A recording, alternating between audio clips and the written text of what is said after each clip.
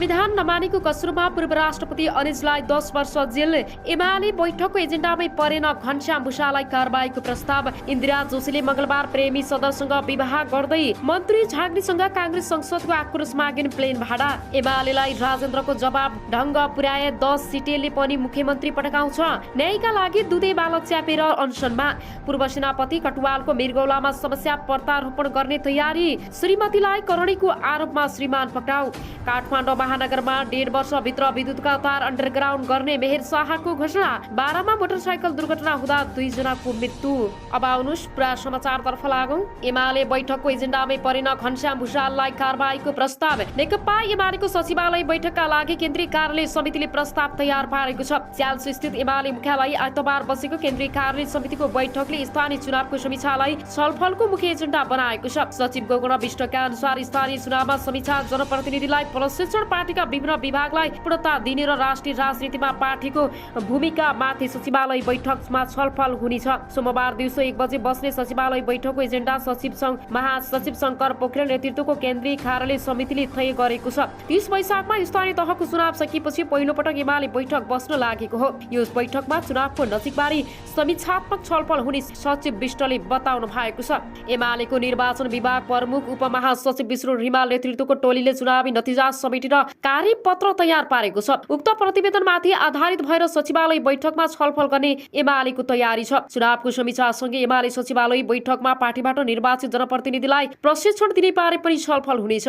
2 र 3 असारमा जनप्रतिनिधिहरूलाई निर्देशनात्मक प्रशिक्षण दिने तयारी एमालेले गरेको छ, तर निर्णय भने सचिवालय बैठकले गर्नेछ। बैठकको अर्को एजेन्डा पार्टीका विभागलाई पूर्णता दिने विषय पनि छ। गएको मङ्सिरमा सम्पन्न 10औं राष्ट्रिय महाधिवेशनबाट एमालेको नयाँ नेतृत्व आएपछि विभाग प्रमुख र उपप्रमुख तोकिए पनि अधिकांश विभागले पूर्णता पाउन सकेको छैन। सचिवालय बैठकको अन्त्यमा राष्ट्रिय राजनीतिमा पार्टीको भूमिकाबारे छलफल हुनेछ। पार्टीको भावी राजनीतिक कार्यक्रम पनि यही बुदामा समेटिने नेताहरूले बताएका छन्। तर स्थानीय चुनाव लगतै एमाले विरुद्धमा छलफलको विषय बनेको स्थानीय कमिटी सदस्य घनश्याम भुषाललाई कारबाही बारे भनी केन्द्रीय कार्यालयले छलफलको एजेन्डा बनाए। त्यसबारे कुनै भएन, कसैले प्रस्ताव पनि ल्याएर एजेन्डा पनि बनेनन्। एक सहभागीले भने भोलि एजेन्डा बन्न पनि सक्छ, कसैले उठाए भने त छलफलको एजेन्डा हुने नै। अध्यक्ष केपी शर्मा ओलीको आलोचना गरेको भन्दै एमाले अनुशासन आयोगले भुषाललाई कारबाहीको सिफारिस गरेको छ। आयोगका अध्यक्ष केशव बडालले सचिवालयको बैठक राखेर भुषाललाई कारबाही गर्न सिफारिस गरेका थिए। अब आउनुस् अर्को समाचारतर्फ लागौं। मन्त्री झाग्नीसँग कांग्रेस सांसदको आक्रोश माग्ने प्लेन भाडा।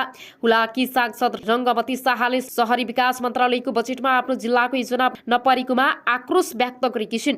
आइतबार प्रतिनिधि सभामा बजेटको मन्त्रालय लगत खर्चमाथि छलफलमा भाग लिँदै शाहीले शहरी विकास मन्त्री राजकुमारी झाँक्रीसँगको सचिवालयले हुम्लादेखि बोलाएर योजना माग गरेको तर बजेट नपारेको भन्दै आक्रोश व्यक्त गरेकी हुन्।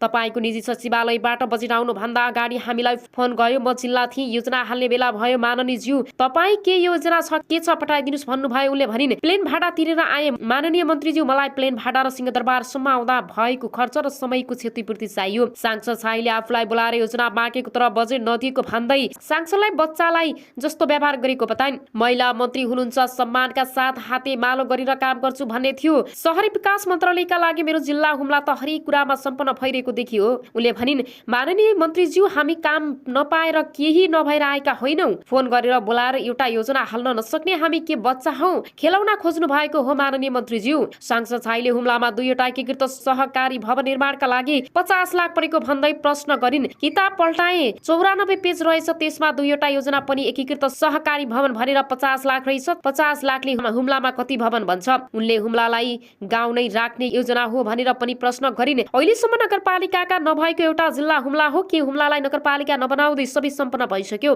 के? गाउँलाई गाउँ नै बनाइसके र सरकारको योजना हो कि होइन भन्ने? गाउँलाई शहर बनाउने होला नि, गाउँपालिकालाई नगरपालिका बनाउने होला नि? उनले प्रश्न गरिन्। संसद शाहीले वीर अस्पताल र त्रिभुवन विश्वविद्यालय शिक्षण अस्पतालमा दुर्गमका बिरामीहरूको अपरेसनका लागि कोटा तोक्न माग गरेकी छन्। आइतबार प्रतिनिधि सभामा मन्त्रालय गत बजेट छलफलका क्रममा उनले यस्तो माग गरेकी हुन्। हामीले कम से कम त्यत्रो प्लेन भाडा तिरेर आएपछि वीर अस्पताल र टिचिङमा दुर्गमका बिरामीहरूका लागि कोटा छुट्याउनु पर्छ। तिनको अपरेसनका लागि यो चाहिँ गम्भीर रूपमा मन्त्रीजीको ध्यान आकर्षण गराए। उनले भनिन् हुम्लाका बासिन्दा एउटा एक्सरे पनि गर्न 5 दिन हिँडेर सदरमुकाम आउनुपर्ने भन्दै उनले हरेक गाउँपालिकाका एक्सरे मेसिन राख्नुपर्ने आफ्नो माग स्वास्थ्य मन्त्रीले सुनाई नगरेको गुनासो गरिन्। म हुम्ला जिल्लाको माननीय हुँ, मेरो जिल्लामा गाडी पुगेको छैन, प्लेन चढ्नु पर्छ एक्सरे गर्ने, 4-5 दिन हिँडेर जिल्ला अस्पताल अस्पताल पुग्नुपर्छ उनले भनिन्। कमसे कम 7 पालिकामा एउटा एक पटक एक्सरे मेसिन उपलब्ध गराइदिनु भने।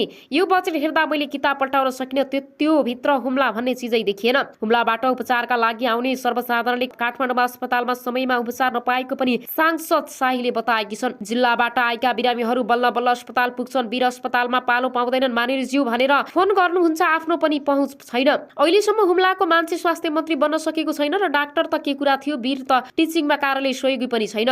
एउटा सामान्य अपरेसन गर्न 1 वर्ष कुर्नुपर्छ उनले भनिन्। अपरेसनका लागि पालो कुरेर 1 वर्षसम्म होटलमा बस्नु पनि बिरामीको बाध्यता रहेको भन्दै शाहीले प्रश्न गरिन्। यसबारेमा हामीले कहिले सोच्ने त? अब अनुसारको समाचारतर्फ लागौं। एमालेलाई राजेन्द्रको जवाब ढङ्ग पुर्याए 10 सिटले पनि मुख्यमन्त्री पड्काउँछ। प्रदेशका मुख्यमन्त्री राजेन्द्र राईले ढङ्ग पुर्याए 10 सिट भएको दलले पनि मुख्यमन्त्री बन्न सक्ने बताएका छन्। राई आपत पार्टी नेकपा एकीकृत समाजवादीको प्रदेश 1 को प्रदेश सभामा 10 सांसद छन्। सत्तारूढ गठबन्धनमा रहेका दलको समर्थनमा मुख्यमन्त्री बनेका उनले आइतबार प्रदेश सभामा नीति तथा कार्यक्रममाथि उठेको प्रश्नको जवाब दिने क्रममा ढङ्ग पुर्याए 10 सिटको पार्टीले पनि मुख्यमन्त्री पद पाउन सक्ने बताएका हुन्। संसदमा बोल्ने क्रममा प्रतिपक्षी दल नेकपा एमालेका सांसदहरूले सरकारको आलोचना गर्दै टालाटुली, बाटुली, झोली, तुम्बेल, बल लगायत यस्तो शब्द प्रयोग गरेका हुन्। ढङ्ग पुर्याए भने 2/3 बहुमत पनि गुम्दो रहेछ। 63 सिटले 2/3 हुन्छ। हामीसँग तत्कालीन नेकपा 68 सिट थियो उनले भने। अब ढङ्ग पुर्याउने भयो भने म जस्तो 10 सिटले पनि मुख्यमन्त्री पट्काउने रहेछ। सरकार गठनको प्रक्रियालाई लिएर एमाले सांसदहरूले बारम्बार घोचपेच गरेको गुनासो गर्दै मुख्यमन्त्री राईले भने 47 वटै पार्टीको एक जना सांसद मिलेर पनि सरकार बन्छ।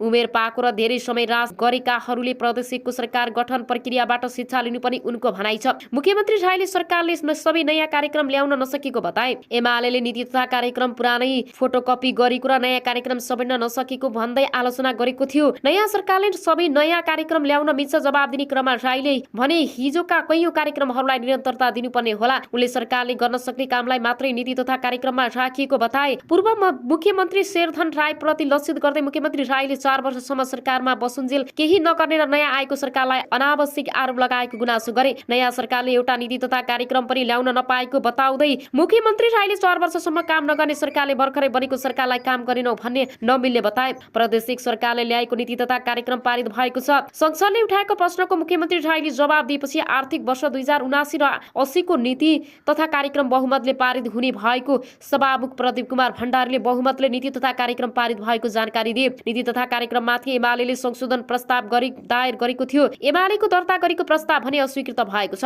अब अनुसारको समाचारतर्फ लागौं। स्थानीय चुनावमा अन्य घटनाबाट अपेक्षाकृत सहयोग प्राप्त नगरेको गुनासो गर्दै आएको एकीकृत समाजवादीमा गठबन्धनको भविष्यको बारेमा समेत छलफल हुनुपर्ने माग गर्दै आएको छ। स्थानीय चुनावको समीक्षा लगत्तै नेकपा एकीकृत समाजवादीले गठबन्धनको निरन्तरता दिने नदिने वा कसरी भन्ने निर्णय गर्ने भन्ने भएको छ। वैशाख 30 मा भएको स्थानीय चुनाव गठबन्धन अन्य घटनाबारे घटकबाट अपेक्षाकृत सहयोग प्राप्त नगरेको गुनासो गर्दै आएको एकीकृत समाजवादीका गठबन्धनको भविष्यको बारेमा समेत छलफल हुनुपर्ने माग गर्दै आएको छ। दलले स्थानीय तह चुनावमा पार्टी र गठबन्धनको भूमिकाको विषयमा तल्लो कमिटीहरूबाट आवश्यक जानकारी माग गरेको छ। तल्लो तहबाट आएको जानकारीलाई प्रतिवेदनको रूप दिएर स्थानीय कमिटीको बैठकमा प्रस्तुत गर्ने भएको छ। हामी अहिले निर्वाचनमा गठबन्धनको भूमिका कस्तो भयो भन्ने विषयमा समीक्षा गरिरहेका छौं। उपाध्यक्ष प्रमेश हमालले भने गठबन्धन भएका र नभएको नगरपालिका वा वडा कस्तो प्रभाव भयो भनेर जानकारी माग गरेका छौं। त्यसपछि समग्र चुनावको समीक्षापछि अन्य विषयमा प्रवेश हुन्छ। दलका नेताहरूका अनुसार असारभित्र चुनावको समीक्षापछि गठबन्धन सहितको विषयमा निर्णय हुने बताएका छन्। जेठ 22 गते भएको केन्द्रीय सचिवालयको बैठकले